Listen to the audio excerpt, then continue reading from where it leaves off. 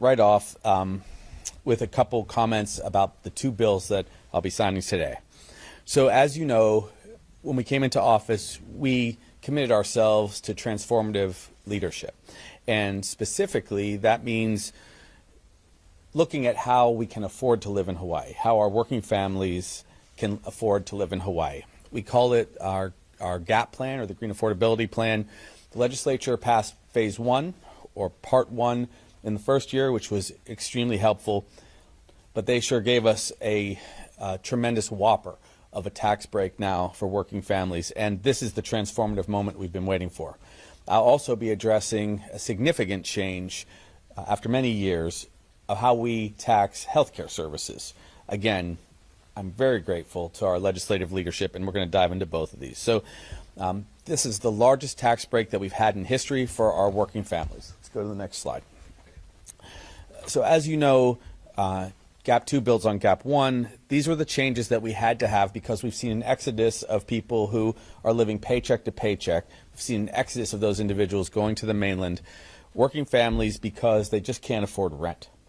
And we have the highest cost of living in our country. It is a great burden for people just starting their careers. So our cost of living has been hurting us. It's hurting our ohana, it hurts our friends, and it hurts community well-being. We've even seen tragic outcomes in people's lives when they feel they can't care for their families. They struggle to make ends meet in our state. People are working multiple jobs, and they live, like we've said, paycheck to paycheck.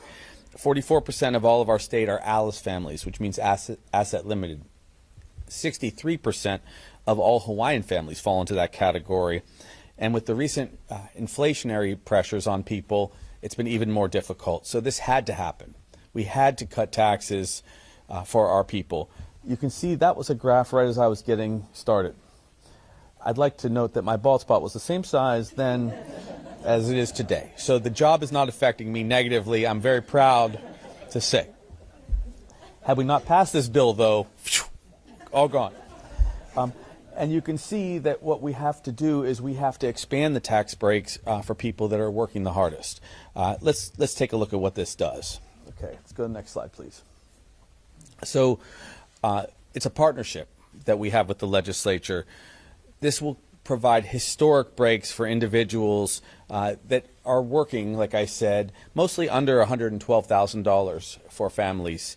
And I will break those numbers out as we go today. But we are going essentially from being one of the highest taxed states in the country to one of the lowest taxed states over the course of this period from starting early in 2025, January 1 through 2031.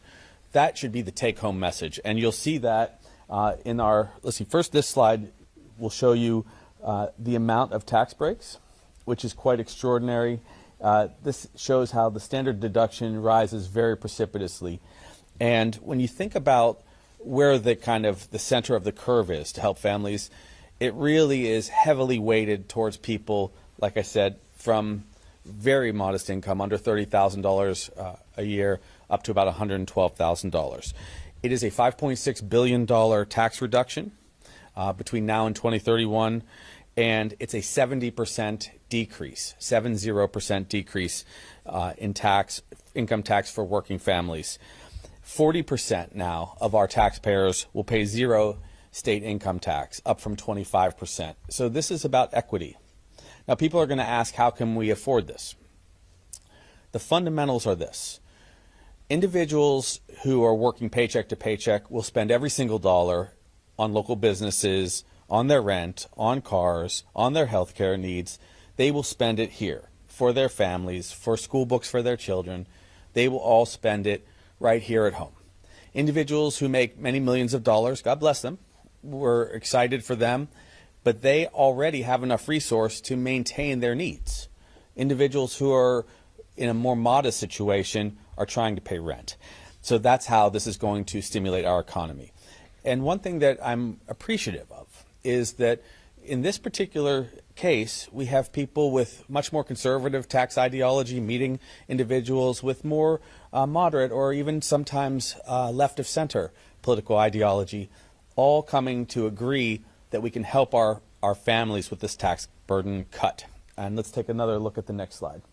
There you go. $5.6 billion, 70% decrease. And take a look at where the curve is. It's really, right now, very tough. You can see that we are the second highest taxed state in the country. We will become the fourth lowest state taxed peoples. And that means a lot of families will have more resource to live here. Let's take a look at the next slide.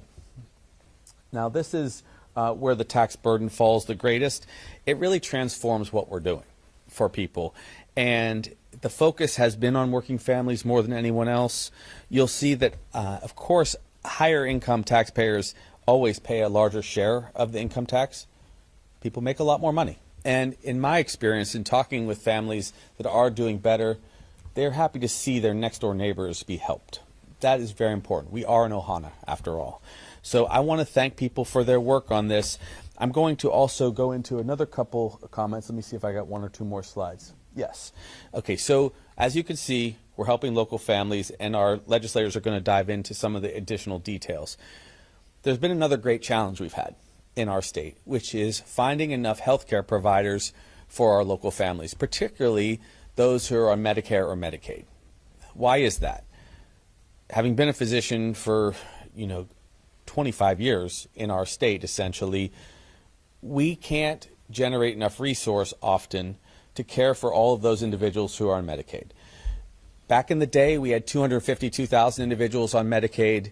That was 1 out of 6 of our population. And then because economic difficulties have ensued, which we're helping to solve with the big tax break, we've gone from 252,000 people on Medicaid to 465,000 people. That went from 1 in 6 people on Medicaid to 1 in 3. And the Medicaid reimbursements, as healthcare providers will share with you, are quite low, often below even the cost of just providing the care. So what have we decided to do? A couple things. We've been increasing the Medicaid reimbursements to care for our people. It's always good to provide preventive care, avoiding end-stage disease. We have to be careful. We have to diagnose renal disease. We have to diagnose diabetes earlier. We have to diagnose cancers earlier. We can only do it if we have the healthcare providers. So we've done several things. We're repaying their loans, which you heard about in the last few months. So healthcare providers will have their loans forgiven if they care for those who are on Medicaid. We increase reimbursements for Medicaid, all upstream positive investments to save money. And now we're getting rid of the general excise tax, which is 4.166% in the neighbor islands, and it's higher here on Oahu, 4.666%. Very difficult because, again, our providers will leave the discipline, and then we'll be left to paying for expensive people in the emergency department. And I have lived that life, okay, where costs are astronomical. So today we're very, very appreciative of the healthcare professionals that fought for this for so long. So thank you, guys. Thank you for sticking with this fight. So you can see what the impact is going to be. We're going to exempt medical care under Medicare, Medicaid, and TRICARE, that's military care, from the GET. It removes that burden so that on the neighbor islands and in the rural, the urban settings where there are a lot of people on Medicaid, we won't have to pay that tax.